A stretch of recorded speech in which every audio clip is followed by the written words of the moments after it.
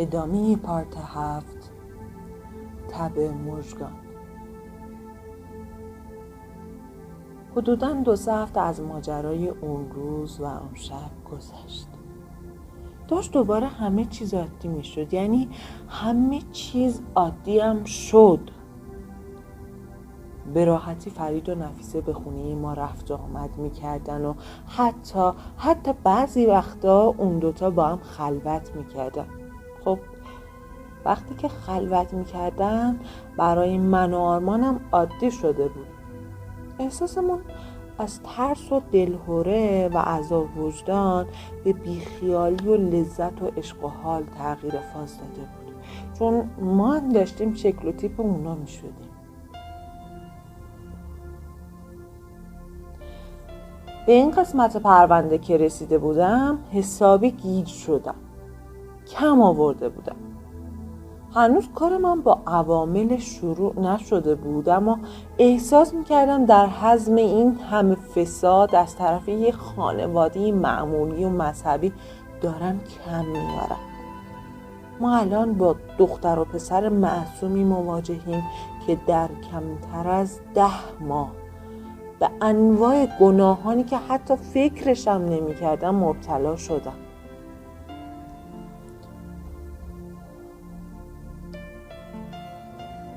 پارت 8. حدود 9 ماه از فوت مامانم بیشتر نگذشته بود که خونه ما شد محل خلوت و عشق و حال مختلط.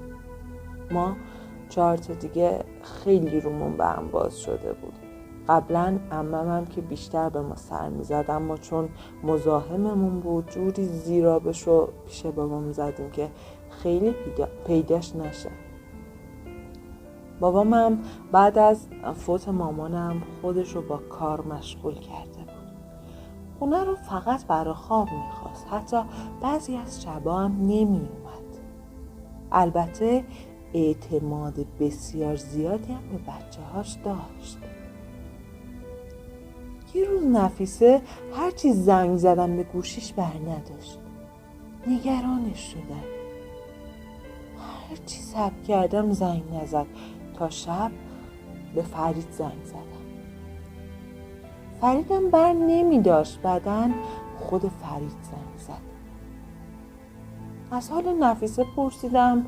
گفت خبر ندارم، اما گفت راستی امروز چندمه؟ گفتم چطور؟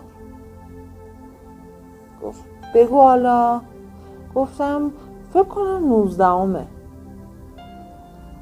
گفت نمیدونم چرا معمولا همین روزا یهو نیست میشه.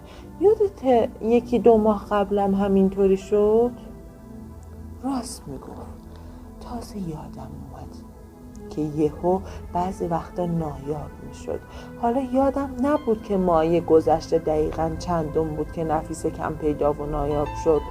اما وقتی فرید اونجوری گفت شک کردم. احساس کردم که ماهای قبل هم 19 بود. ذهنم مشغول بود. این بار تحمل دوریش برام سخت‌تر شده بود. خیلی منتظرش بودم. تو اون وقت و اونجوری منتظر کسی یا چیزی نبودم.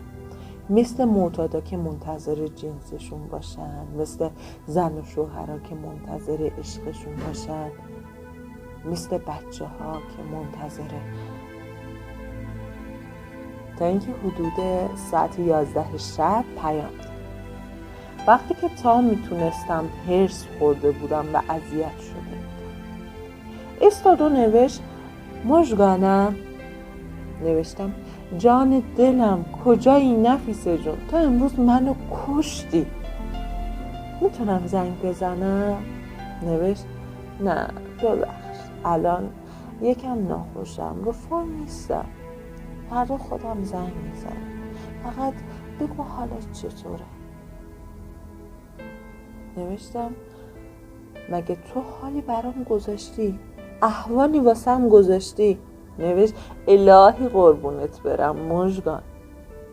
نوشتم لازم نکرده قربونم بری، فقط بذار 1 دقیقه صدا تو بشنوم و برم. خودش زنگ زد. با هم حرف زدیم، اما نه یه دقیقاً 50 دقیقه با هم حرف زدیم. قطع شد، دوباره زنگ زدیم. یه 50 دقیقه دیگه هم حرف زدیم. من اون شب کاملا فهمیدم که دیگه بدون نفیسه نمیتونه. بدون نفیسه زندگی معنی میشه و ما داریم روز به روز و بلکه لحظه به لحظه به هم وابسته تر میشه. این مدل وابستگی رو اصلا تجربه نکرده بودم. حتی فکرش هم نمی کردم یه روز نسبت به همجنسم چنین احساسی پیدا کنه.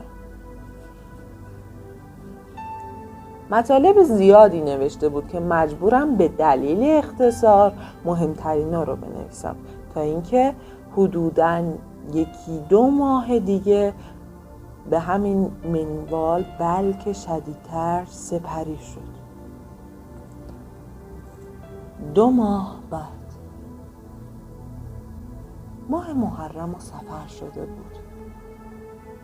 یه روز با نفیسه و فرید در پارک نشسته بودیم که نمیدونم چی شد بحث امام حسین وسط اومد و اینکه من گفتم امسال تا الان جایی نرفتم، گفت شور بشی 1-2 تا مراسم بریم.